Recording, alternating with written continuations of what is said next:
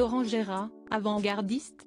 Convié sur le plateau de C'est à vous ce mercredi 13 mars, l'humoriste et imitateur a été invité à réagir par les équipes d'Anne-Elisabeth Lemoine sur un extrait d'un de ses spectacles. Laurent Gérard flingue la télé, écrit 18 ans plus tôt, en 2006.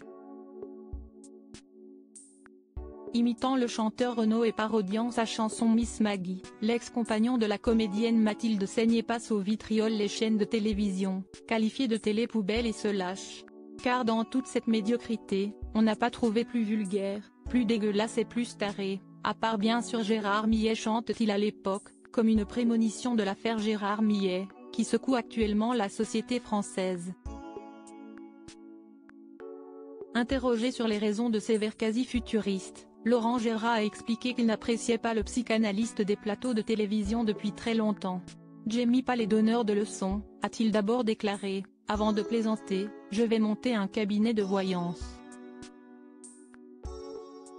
Laurent Gérard s'est ensuite exprimé plus en détail sur son ressenti, « Je n'ai jamais porté ce personnage dans mon cœur. Et puis voilà, je ne le sentais pas. J'ai un gros nez, je ne sentais pas Gérard Millet. On me disait ah bon, pourquoi tu fais ça, AGM ? Je répondais, je le sens pas, il va se passer un truc avec ce type-là.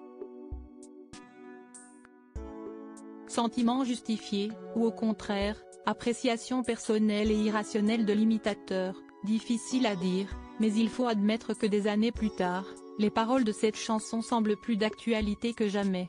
Laurent Gérard et les femmes de sa vie. Laurent Gérard, il doit son couple à une célèbre personnalité de télévision. Si Laurent Gérard semble avoir toujours eu une certaine méfiance à l'égard de Gérard Millet, il y a, en revanche, d'autres personnalités à la télévision auxquelles l'imitateur accorde toute sa confiance. Parmi elles se trouve un célèbre animateur au canapé rouge, qui a même joué les entremetteurs entre lui et sa compagne actuelle, Christelle Bardet.